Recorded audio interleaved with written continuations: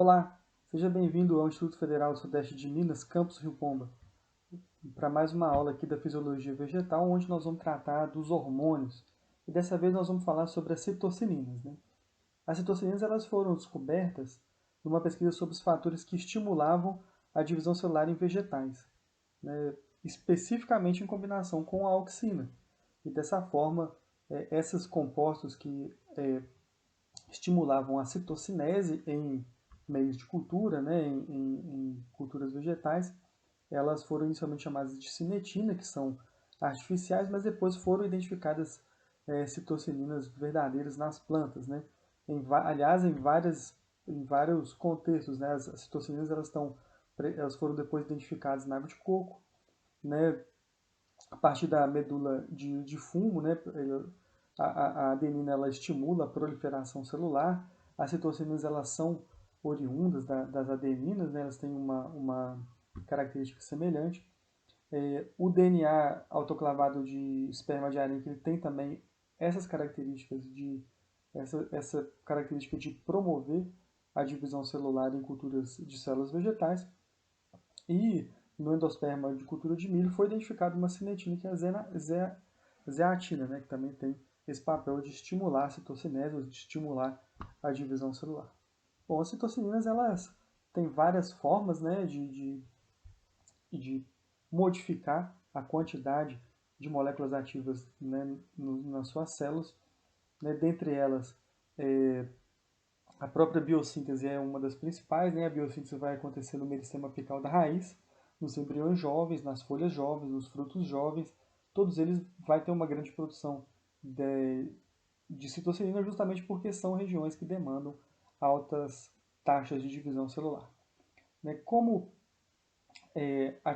mecanismos de desativar a citocinina, né, ou de reduzir a quantidade disponível nos tecidos vegetais, a gente tem a biodegradação, a conjugação reversível e irreversível. Né? A biodegradação ela tem, né, vamos começar com a biodegradação, que tem um papel bastante grande da citocinina oxidase. A gente tem também os mecanismos de conjugação reversível e irreversível e os mecanismos de transporte. Quando a gente fala de transporte, o principal mecanismo de transporte é pelo xilema. Né? A, a citocinina ela não é transportada na sua forma ativa, ela é transformada, ela é transportada na sua forma de zeatina ribosídeo, né? E é um sinal regulador da parte aérea. Existem vários métodos de detecção de bioensaio, né, como crescimentos de culturas celulares, como HPLC, bioensaios, enfim, existem vários mecanismos de identificação de atividade de citocinina. Mas o que interessa mesmo para a gente são as funções que essa molécula, né, estabelece nos organismos. Então, ele atua na regulação da divisão celular, podendo ter papéis antagônicos ou papéis que são modificados pela combinação com outros hormônios. Né? Então, ele pode ter um papel positivo ou negativo a depender do tecido e da combinação com outros hormônios. Ele apresenta uma função muito importante na regulação da morfogênese de calos. Né? Esses calos, na verdade, são células amorfas de células vegetais que ainda não se diferenciaram em, em tecido de parte aérea ou de raiz, né, que são cultivadas como tecido vegetal, que são chamados de calos. Né? Então, para a gente poder situar aqui a nomenclatura. Eles retardam a senescência foliar, né? A citocinina ela retarda a senescência foliar, eles promovem o movimento de nutrientes, né, e determinam qual é, né, muitas vezes, a direção do fluxo do dreno de nutrientes e promove o desenvolvimento dos cloroplastos. Né? Então vamos conversar um pouco a respeito de um papel que é interessante, que é o papel, né, da citocinina no crescimento da planta. Nesse caso da figura que nós estamos vendo aqui, a gente tem aqui uma planta com a citocinina normal, uma planta que tem a citocinina sendo expressa da sua maneira mais corrente, com a sua atividade normal. E aqui nós temos duas plantas. E essas duas plantas elas têm como característica a superexpressão da enzima citocinina oxidase, que é a enzima que reduz a concentração de citocinina nos tecidos vegetais. Então veja que a redução da citocinina promoveu a redução na divisão celular da parte aérea da planta. Né? Então, para a parte aérea, né, para a parte aérea em plantas de tabaco, a ausência de citocinina é extremamente prejudicial e faz com que a planta cresça menos. Interessantemente, para a raiz, essa característica ela é completamente inversa. Essa é a mesma planta de tabaco, né? E aqui ela tem uma planta de cá, né? A planta desse lado transformada com a citocinina oxidase, né? Ou seja, ela tem baixíssimas concentrações de citocinina, mas na raiz a presença de citocinina inibe o crescimento. Então veja que nesse caso, quanto menor a citocinina, maior o desenvolvimento radicular, e foi o que a gente observou nessa figura, né? A citocinina ela também tem um papel muito importante de atuar em conjunto com um outro hormônio vegetal, que é a auxina, né? E a combinação de auxina com citocinina, ela pode trazer diferentes formas de atuação, né? Então, quando a gente tem quantidades iguais de auxina e citocinina, a gente não tem o desenvolvimento nem de parte aérea nem de raiz para os calos dessa planta. Quando a gente tem mais auxina do que citocinina, a gente tem o desenvolvimento das raízes, né? Então, tendo mais auxina do que citocinina, tem desenvolvimento de raiz. Então, baixa citocinina, alta raiz. E, ao mesmo tempo, né, quando a gente tem mais citocinina e menos auxina, a gente tem o desenvolvimento da parte aérea. Então, a citocinina desenvolve mais a parte aérea e menos a raiz. Então, essa figura aqui é uma figura que nos ajuda a ver esse efeito, né? Em que a gente tenha nesse eixo a concentração crescente de auxina, nesse eixo a concentração crescente de citocinina. Aqui, logo no início, a gente percebe que pouca citocinina, muita citocinina e pouca auxina leva à produção da parte aérea, e aqui em cima a gente percebe que pouca citocinina e muita auxina leva ao desenvolvimento da raiz, né? A gente já tinha visto que a auxina ela é um hormônio que é indutor da rizogênese, então a gente percebe claramente aqui a importância da auxina nesse contexto. Bom, além dessa questão da indução da morfogênese, a citocinina ela também atua na regulação da dominância apical.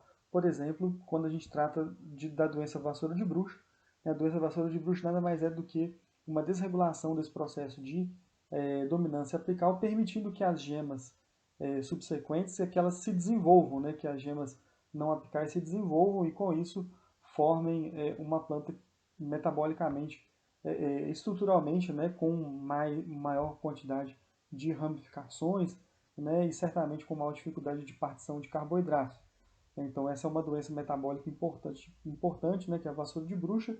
Ela acontece em várias plantas, né, e muitas vezes ela é desencadeada metabolicamente pelo desbalanço da concentração de citocinina, né, muitas vezes desencadeado por fungo, né. Então, essa é uma das questões que desenvolvem essa doença, a chamada vassoura de bruxa.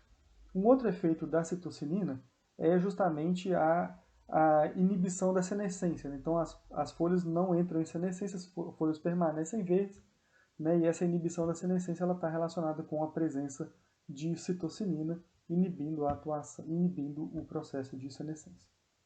Um outro processo muito interessante está relacionado à mobilização de nutrientes, e nessa figura aqui a gente percebe, né, as folhas mais escuras são as folhas para onde o nutriente foi mobilizado de maneira mais específica, né?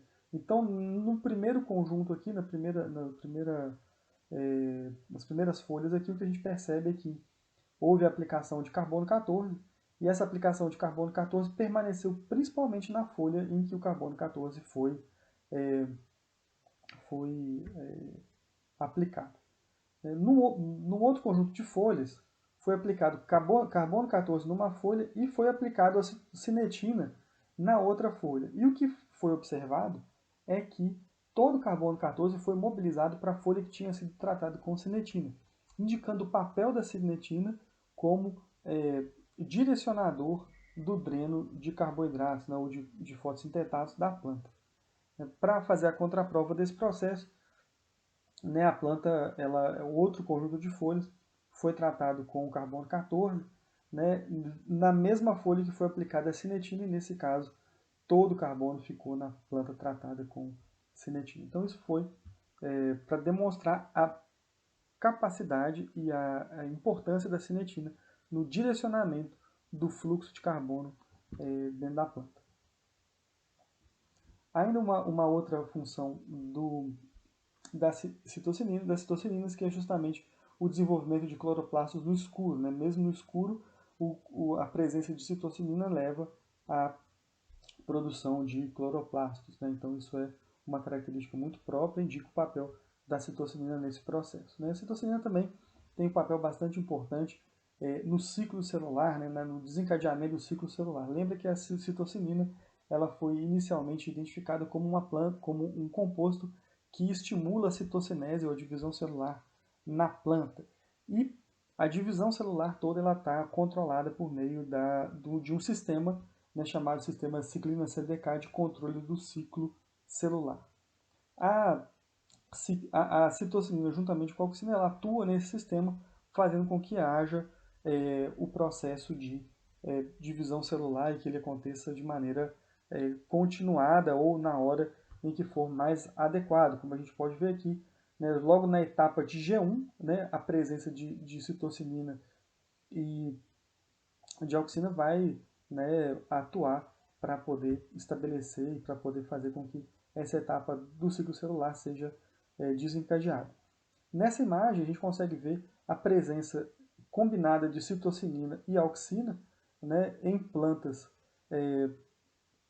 que são plantas normais e plantas transformadas, né, e que não possuem receptores específicos da auxina. E a gente percebe que, da citocinina, a gente percebe que a presença da citocinina ela leva a planta, juntamente com a auxina, a se desenvolver corretamente, e quando a gente tira a citocinina desse processo, somente com a auxina a planta não é capaz de se desenvolver.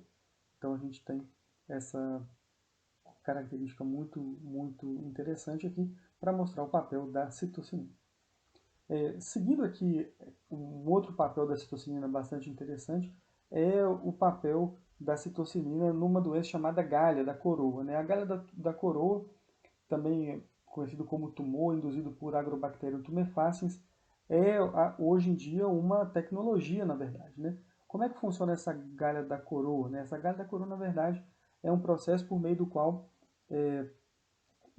as bactérias Agrobacterium tumefaciens conseguem transferir uma porção do seu genoma para o genoma da planta. E com isso ele faz com que seja desencadeado um processo de divisão celular contínuo, formando a galha ou esse tumor. Esse processo acontece da seguinte forma, né? O Agrobacterium tumefaciens ele possui um plasmídio, né? E esse plasmídio contém uma região, que é essa região vermelha aqui, que chama tDNA, ou DNA de transferência.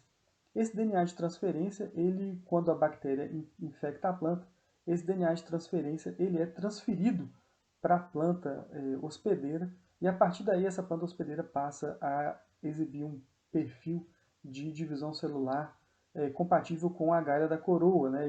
E esse papel de divisão celular ele continua posteriormente a ser desenvolvido.